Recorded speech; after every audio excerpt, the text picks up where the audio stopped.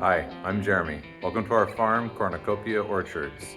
With our roofs mostly complete in the forecast for now, and apparently the rest of the year being largely rain, we're shifting our focus to the indoors. I still hope to get the remaining gutters and downspouts on before the end of the year, but for now, we're going back to working on HVAC and electrical, and boy, it's been a few. We're gonna just drag that in.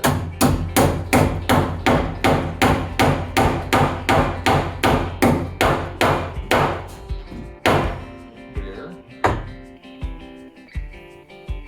Way. Out of the way, Dorothy.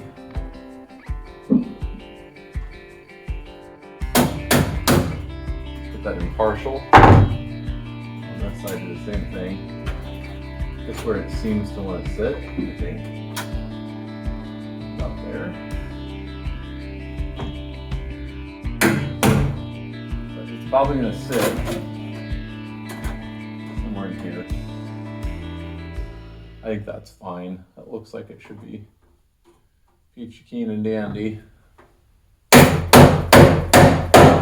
So this is a halo recessed lighting, and we did buy this specifically with the intention of placing an LED bulb into it. So it comes with a I forget exactly what they call that, the flashing or whatever, that goes up into here from the bottom, and then all you have to do after that is just screw the bulb in.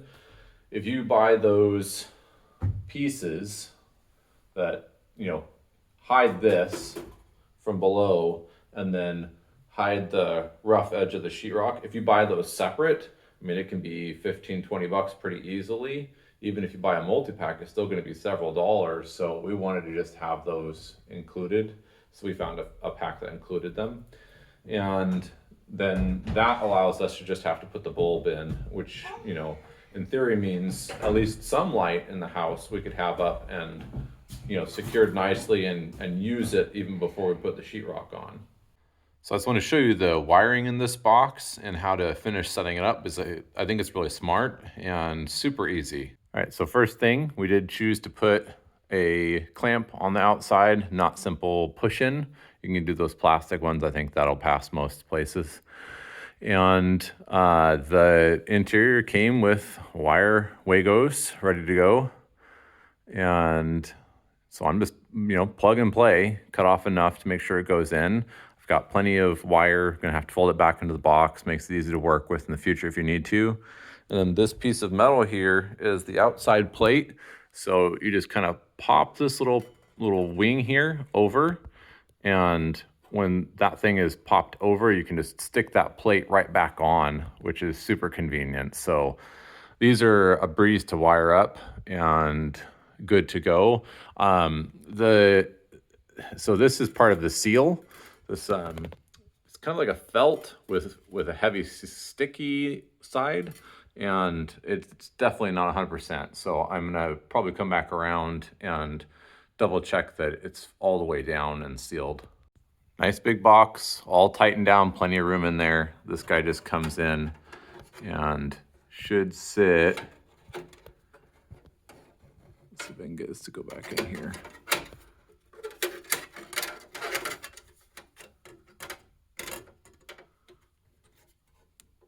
There it is. Okay, that piece comes out. This is just gonna tap on, pushes in, that clamps around right there, and your box is all nicely held together, keeps the insulation out. One more thing about this recessed light that I really like is that this may be a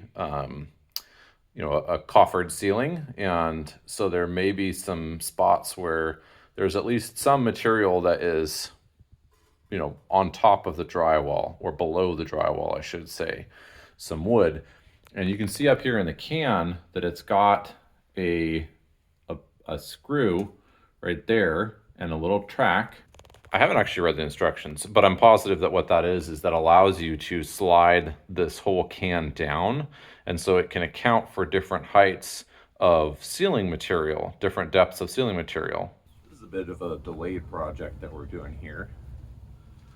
We've got about, not quite, or slightly over 50 feet in total of wire. We've got to run through conduit, which with this wire is not required, but just as an extra protection, we got this shielded conduit. Essentially is what it is. It's a rubberized product, pretty smooth on the wall, and I'm hoping that I can push this all the way. It's getting a little harder to push. I taped the end to help it slide so there was no sharp spots. And this conduit is, you know, this is for our septic system. So this whole time that we've had the shop, the septic from the shop has been hooked up, and we've been running that. Oh, we're getting really difficult to push now. Hopefully we're almost there. Oh, I see it. Just came out the other side.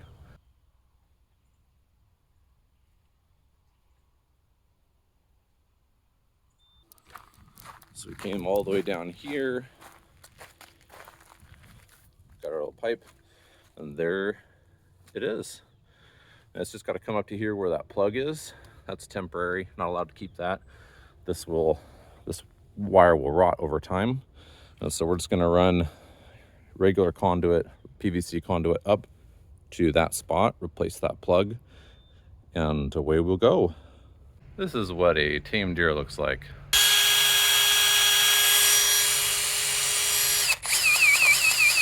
I'm just under the deck of my house. That thing's got the survival instincts of a rock. Good grief. So I'm working today on some of the parts and pieces of our forced air system. So we have a Mr. Cool Universal, and that is an internal unit, which is your air handler, and also can be supplemental heat, and an exterior unit, which is your heat pump, and is going to be the bulk of your heating and cooling. So this piece right here is part of a return air drop, and it's like an L shape, and it hooks in either to the base of your forced air unit or to the base that's underneath it, which is what we have, is a base the air unit is going to sit on. And this is going to hook into the side of that, and it will take air in. There's a couple of different connection pieces here. This is an S channel, I believe they call this. And this is a drive cleat. So your drive cleats are going to connect wherever there's already a fold over, which in this case is on the side here. And then where there isn't anything, it's just a flat. These S channels work great. All right, constructed. There's your spot for your filter. That just attaches in with some sheet metal screws to the base that you see over there. It's not where it's going to go, but that's that one right there. And then I'm going to get some tape on all of these joints. This up here is supposed to just plug into a continuation of your return air system. This is a 16 by 25 at the base, and I think we're 10 inches wide here, 10 inches by 25. So it's sufficient for the whole house return, which is nice, and should be good to go with that. Now, one of the things I'm going to be doing with this big boy is I'm going to tape all those joints all the way around, but I'm not going to use the expensive tape, the plenum tape. This is going to get taped, but I'm just going to use a very basic, thin and less expensive tape by far. I will be blunt. By the time this video is being edited, I've found out that my use of tape here is not correct or to code, and I will be required to rework this. I'd reviewed the mechanical code and completely misunderstood the most crucial section. It does not help that the tape says it is for use on metal and flexible duct, but keep watching this series of videos on our HVAC installation to see what the code actually wants and how we fixed this mistake. Nice haul of apples headed up the hill.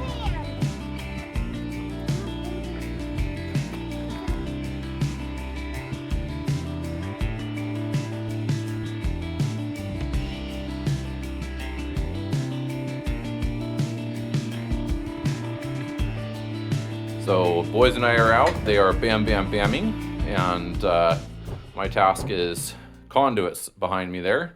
We're running a chase from the attic all the way down to next to the panel. You can see that behind me there. And that is code required, not in that size, and I'll talk a little bit more about that.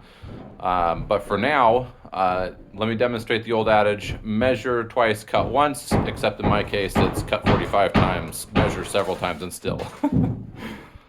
So I guess first thing, panel is done. We are ready to actually hook in on all this bad boy here. Everything up there is secured. We got our aux guard on the big boys that are aluminum. I have to get 3 extra large staples to hold that. And then I may need 1 more board down there. By code, I have to find that out. I don't know. We'll see. Over here, though, is what we're working on today, and this is the conduit from the attic down for the solar. And this boy is here because originally I've been planning on doing the minimum according to code, at least in Oregon in the year when I filed for my permit, was a 3/4 inch conduit all the way up to the top, or I think it was a 6.2 or 6.3 wire pre-run. And I talked to my local installer that we would probably use. We used them before and they were great. And they were like, we can't use that. And so I called the county, and the guy from the county was like, yeah, we've heard that quite a bit. You know, all of these last couple of years when we've had these new homes installed, and then the homeowner goes to have the home installed with solar and find out that the installer's got to run a new track anyway, because it's just 3/4 just doesn't fit hardly anything. That's what they recommended to run, is 1.5. And we're just going to pop that up there, and I'll take you upstairs and show you where it's going. That's the dining area and the utility area right through here. And we're up in the master bathroom, and there's the conduit running up through. I've taken it up through the ceiling there, and then up to the attic, past the bam bam bams. Upstairs we go. And here we are. And so this is the living space. So I'm just gonna punt this over, and then we'll have a box in there and on the bottom as well. So I'm sitting in what's gonna be the door to one of our 2 attic eave extra storage, or I don't even know what you call them, but there's one on each side up here, and right behind me here, you can see that's the conduit. It's gonna pop out. Look at this house painted in the inside. What's that little clown? Look at it, inside of our house painted. So right in there is where that is going to dead end, that conduit, and that space is essentially going to be some kind of a large box. I don't really know yet, but with a 1.5 inch inlet, I want to make sure they have plenty of space to work with. And so I got to track down that product. I don't know where it is, and it's definitely not in one of the local big box stores.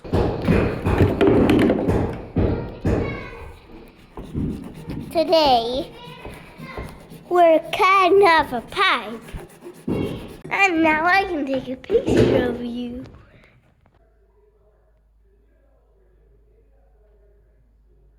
So we're up here in the attic, and one of the things I've been puzzling over to make sure I have it right before I finalize the last materials and commit myself is just the vents and, you know, supply and return lines. And up here, we are going to slightly undersize what the square footage indicates we need, because there isn't a door at the bottom of the second to attic floor stairs.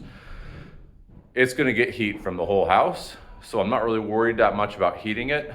And in the summertime, unlike everywhere else, up here is going to be extra warm, and we're gonna run a window unit as needed. More than likely, the person who will be living up in here is someone who prefers it to be warm anyway, like excessively warm, so you know who you are. So I'm not as worried about that, and it can be controlled point to point versus the whole house needing to be adjusted. So this right here, this space is closet down below. You've got your joint for the great big beams there, and then there's another support somewhere over here. And so this is our space where we're running up from that HVAC closet down low. We're taking up a return and a supply. And the supply is gonna go over here, somewhere in this room. And then over here, kind of in the hall area, is where we're gonna have the return. And that will be high, and the supply will probably be low. And I don't know if that's 100% correct. I might put them both high, to be honest. One of the things you have to figure out when you're talking about where to put your returns is, what the main thing you're doing in your climate. Is it hot air or is it cold air? Are you heating or are you cooling? And you want to force the air to mix, and in part you do that by the placement of your major returns. You can do zonal returns and literally supply every room a supply and a return. And that's just much more expensive, and it's not really, we struggled to find pathways for what we are required to put in order to get this system done because of all the beams and the fact that we have dimensional wood instead of, like a web truss or something like that, which you can go through a lot easier. So we are working within constraints, and we have to fit it where we can fit it. Up here in the attic, with it being an exceptionally warm area compared to the rest of the house, here's my reasoning. If I put a supply up high, when it's in the summertime, when it matters the most, it will be mixing the cool air out into the room by not just pooling on the floor. It's gonna be jetting it up, and then it will settle. And then over here, if you have your return up high out here, then as the warm air comes up the stairs, it can get sucked back downstairs, and it will also, if we ever put in a wall and make this into a room, like a true room, then we'll just have to make sure we give that extra gap along the bottom so the air can get sucked under and head back out in the return.